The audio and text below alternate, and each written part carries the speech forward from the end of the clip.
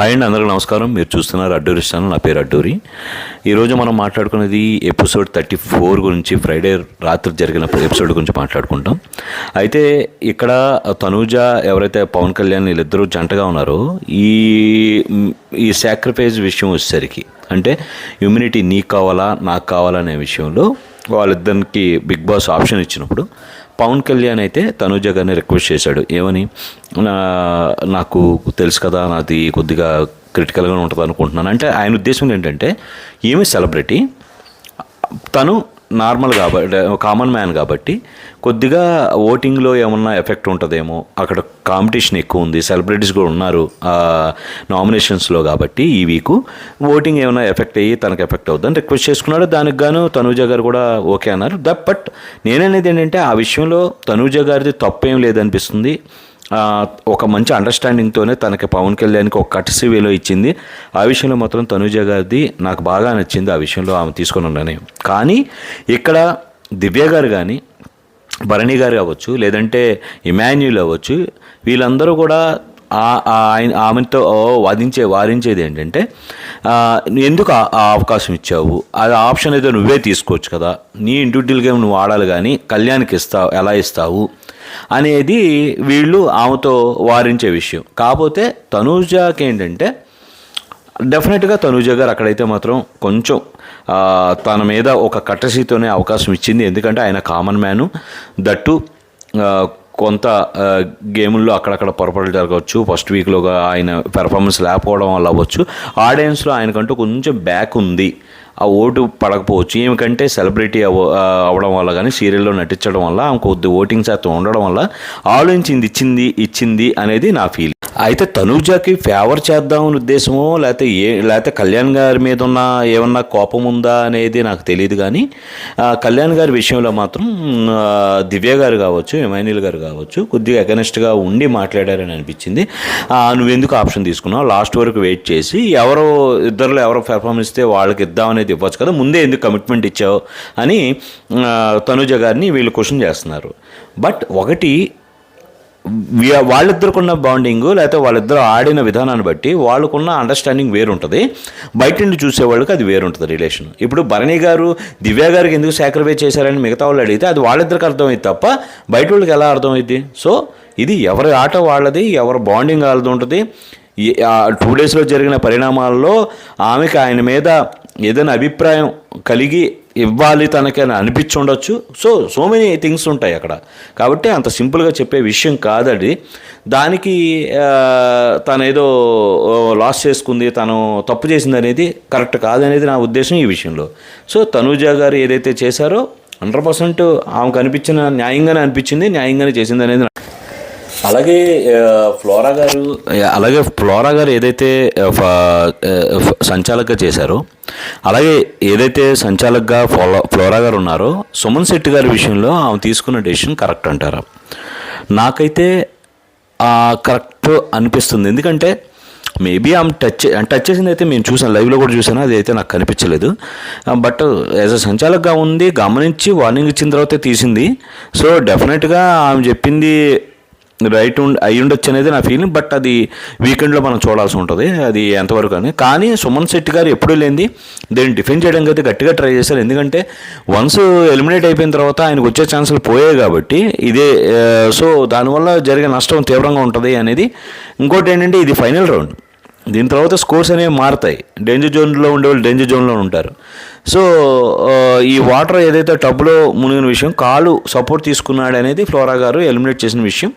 But అది నాకు 50-50 feelings అయితే ఉన్నాయి ఈ విషయంలో అనేది నా ఫీల్. అలాగే ఎవరెవరైతే సేఫ్ జోన్లో ఉన్నారో వాళ్ళు వాటర్ పోయాలి. సో ఇక్కడ తనూజకి ఫేవర్ ఎవరు చేశారంటే దివ్య చేసింది, అంటే అందులో వాటర్ తీసి వేరే వాళ్ళకి పోసే విషయంలో. అలాగే తనూజ గారికి సపోర్ట్ చేసేది డైరెక్ట్గా వచ్చేసి భరణి గారు. అయితే ఈ ప్రాసెస్లో ఏమైందంటే, ఇక్కడ ఎవరు కూడా కాంప్రమైజ్ అవ్వట్లే. ఈ గంటలు గడుస్తుంది కానీ ఎవరు కూడా తల హెడ్ పైకెత్తి చూసేవాళ్ళు ఎవరు లేరు. అంటే పైకి లేచిపోయేవాళ్ళు, ఊపిరాడక లేచే ఛాన్సెస్ అయితే తక్కువ ఉన్నాయి. సో బిగ్ బాస్ కూడా ఏం చేశాడు, శుభ్రంగా దీన్ని ఇలా కాదు, వాటర్ లెవెల్స్ ఎవరైతే ఎక్కువ ఉన్నాయో వాళ్ళని ఎలిమినేట్ చేస్తూ రండి అని చెప్పారు. అలా చేస్తే లాస్ట్కి తక్కువగా మిగిలింది ఎవరంటే తనూజ, తనూజ ఈ గేమ్లో అయితే మాత్రం బికాజ్ ఆఫ్ భరణి గారు అయితే గెలిచిందని చెప్పాలి. అలాగే తనకున్న కొద్దిపాటి రిలేషన్షిప్ అవ్వచ్చు, కట్టసే అవ్వచ్చు. ఈ రౌండ్లో అయితే మిగతా వాళ్ళు కూడా ఆ విషయంలో కొద్దిగా ఇమాన్యుల్ కూడా వేయలేదు ఆమె మీద. ఫస్ట్లో వేసాడు కానీ తర్వాత ఆపాడు. మిగతా వాళ్ళు మన ఎవరికి సంజన గారికును వీళ్ళకి వేసాడు. సో ఫైనల్గా అయితే మాత్రం తనూజ ఈ రౌండ్ విన్ అయ్యి సేఫ్ జోన్లోకి వెళ్ళిందని చెప్పాలి. సేఫ్ జోన్, డేంజర్ జోన్ నుండి సేఫ్ జోన్కి వచ్చింది. అలాగే నాకు చిన్న డౌట్ ఏంటంటే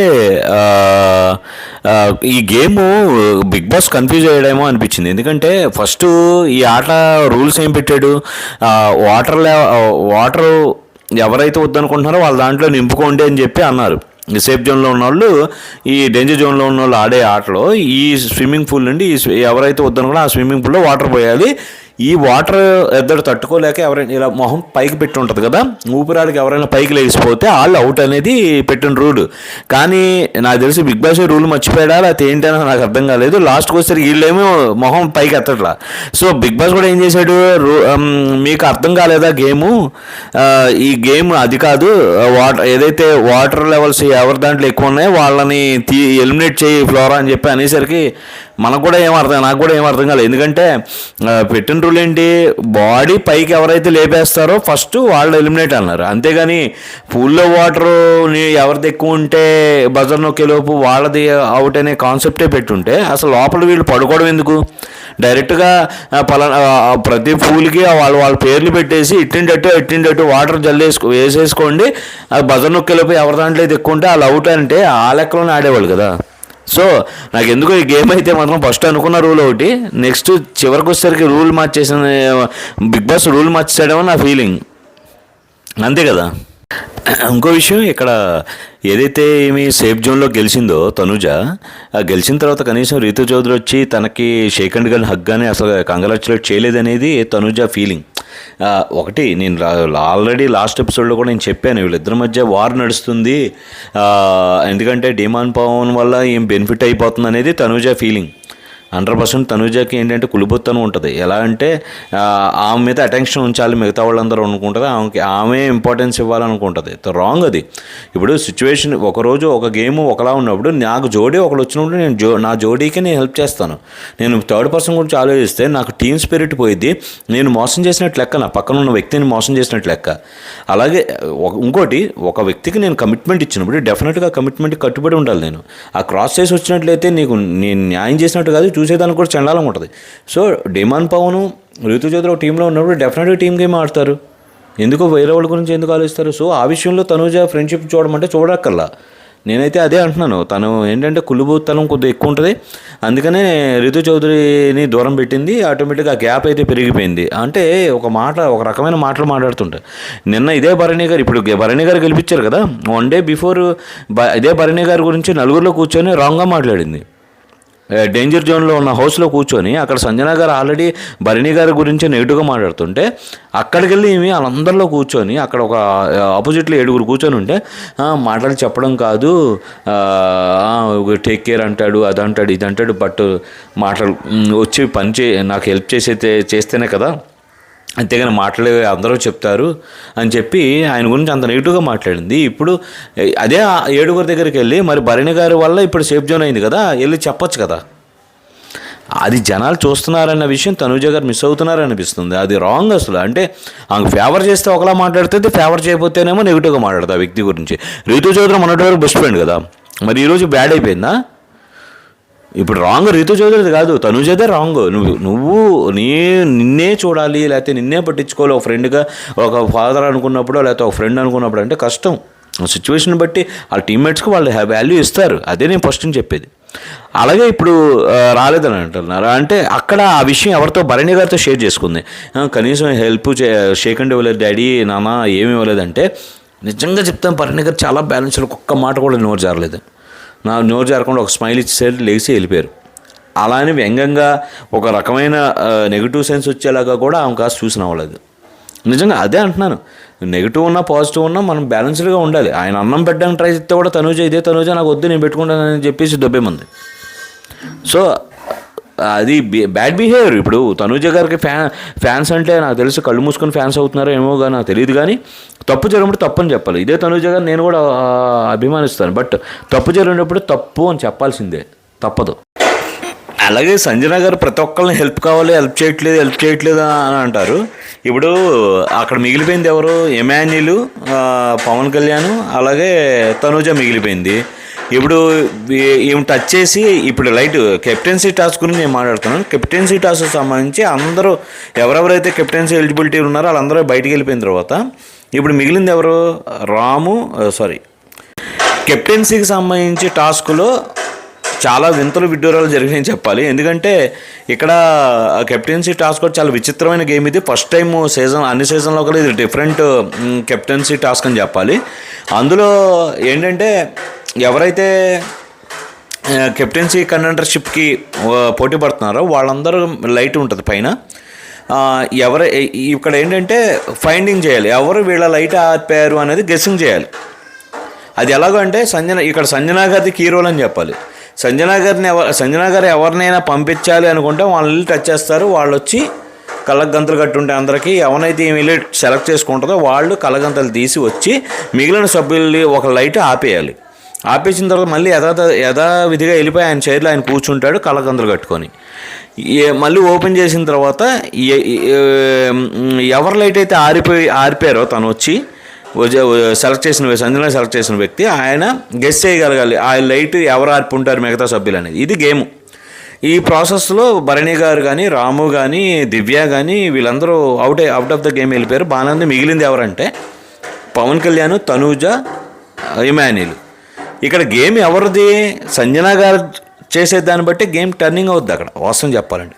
ఇప్పుడు మమ్మీ అని చెప్పి ఇంత గేమ్లో కూడా ఆమెని ఇబ్బంది పెట్టకుండా ఉన్నది ఎవరంటే ఎమాన్యుల్. అలాంటప్పుడు ఎవరిని గెలిపించాలి? ఆమె హెల్ప్ అడుగుతుంది కదా. తెలివితేటలు ఏమి వాడిందో ఆమె బుర్ర నాకైతే అర్థం కాలేదు. ఇప్పుడు లేపాల్సింది ఎవరిని? ఎమాన్యుల్ కాదు. ఎమాన్యుల్ లేపితే ఆటోమేటిక్గా 100% వీళ్ళిద్దరిని ఎమాన్యుల్ లేపి లైట్ ఆర్పాడు అనుకోండి. ఇక్కడ పవన్ కళ్యాణ్, తనూజ అనేది ఇద్దరు ఇందాల వరకు గేమ్ ఆడారు, ఇద్దరు పార్ట్నర్స్. ఆటోమేటిక్గా వీళ్ళిద్దరిలో ఎవరు లైట్ ఆర్పినా మూడో వ్యక్తి ఆర్పాడని ఈజీగా చెప్పగలరు. ఇప్పుడు ఎమాన్యుల్ వచ్చాడు, లైట్ ఆర్పాలి వీళ్ళిద్దరిలో, ఎవరిది ఆర్పినా వెళ్ళి కూర్చుంటాడు తెలియనట్టు. ఎవరు ఆర్పారు చెప్పండి అని తనూజ నేను పవన్ కళ్యాణ్ అడిగితే ఎవరు చెప్తారు? ఎమాన్యుల్ పేరు చెప్తారు. ఎందుకంటే వీళ్ళిద్దరు ఒకరిదొకరు ఆర్పుకోరు కాబట్టి. ఆర్పుకోవడం అంటే ఏంటి? బయటికి పంపించడం అనే కాన్సెప్ట్ కదా. లేదు తనూజాని లేపాడు అనుకుందాం. సంజన గారు తనూజాని లేపి లైట్ ఆర్పమంది అనుకుందాం. ఎవరు లైట్ ఆర్పుద్ది? ఎమాన్యుల్దో కళ్యాణ్దో ఆర్పాలి. పోని సపోజ్ ఎమాన్యుల్దే ఆర్పింది అనుకుందాం. ఆర్పినప్పుడు ఎమాన్యుల్ ఎవరి పేరు చెప్తాడు? అక్కడ గేమ్ చాలా రెస్పెక్ట్ ఉండేది. ఇక్కడ ఈ సింపుల్గా చెప్పేసింది తనూజాను పవన్ కళ్యాణ్ ఇద్దరిలో కెప్టెన్సీ కంటెండర్షిప్ ఫైనల్గా ఉండాలనేది సంజన గారి ఉద్దేశం అన్నట్టే ఉంది గేమ్. మొత్తానికి అయితే ఎమాన్యుల్ అయితే అవుట్ ఆఫ్ ద గేమ్ వెళ్ళిపోయాడు. ఇక్కడ మిగిలింది ఎవరు? పవన్ కళ్యాణ్ అండ్ తనూజ మిగిలారు. వీళ్ళిద్దరికి గేము. వీళ్ళిద్దరిలో ఎవరు కెప్టెన్ అవుతారనేది డెసిషన్ తీసుకోవాల్సి ఉంది. అది ఏంటంటే మీరే చెప్పండి, రీతూ చౌదరికి ఎంతవరకు నీతిగా గేమ్ ఆడతారని మీరు అనుకుంటున్నారు? ఎందుకంటే పవన్ కళ్యాణ్ విషయంలో అంతకుముందు ఫ్రెండ్షిప్ విషయంలో కూడా ఆమె తీసేయమని చెప్పి డిమాండ్ పవన్ని లాస్ట్ వీక్ కూడా ఆమె బిహేవియర్ చూశారు. అలాగే ఈ వీక్ అవకాశం వచ్చింది కదా, దాన్ని సర్దిద్దుకోవడం కోసం ఆమె ట్రై చేసిందేమో నాకు తెలియదు. కానీ బట్ అవతల పక్క నీకు బెస్ట్ ఫ్రెండ్ అయిన తను కూడా ఉంది కదా. ఈయన పవన్ కళ్యాణ్ అంటే నీకు హౌస్లోకి వచ్చిన తర్వాత ఫ్రెండ్. కానీ రీతూ చౌదరి మీకు ఫస్ట్ నుండి ఒక బాండింగ్ ఉంది. మీరు ఇప్పుడు సెలబ్రిటీస్ టెనెంట్స్గా ఉన్నప్పటి నుంచి మీరు షేర్ చేసుకున్నారు, ఒకరికొకరు బాగా లవ్ ఈచ్ అదర్. అలాంటి మీరు ఇప్పుడు అవకాశం వచ్చినప్పుడు తనూజాని అసలు టోటల్గా పక్కన పెట్టారు. అలాగే డిమాండ్ పవన్ కూడా. మరి అంత పెద్ద గొడవలు అయితే ఏం జరగలేదు మీ మధ్య అనేది నా ఫీలింగ్. కానీ పక్కన పెట్టేశారనేది మాత్రం వాస్తవం. ఇంకోసారి ఫ్రెండ్షిప్ విషయంలో కొంచెం కొద్దిగా మీరు కరెక్ట్గా లేరు అనేది నా ఫీలింగ్. రీతూ చౌదరి ప్రూవ్ అయింది ఇక్కడ. ఎందుకంటే ఇక్కడ మిగిలింది పవన్ కళ్యాణ్ అంటే తనూజ ఈ లైట్ ఆన్ అండ్ ఆఫ్ గేమ్లో మిగిలిపోయారు కెప్టెన్సీ కంటెండర్షిప్లో. బట్ ఆప్షన్ తీసుకోవాల్సి వచ్చినప్పుడు అక్కడ సుమన్ శెట్టి గారు సంజన గారు మాత్రమే తనూజను కావాలన్నారు.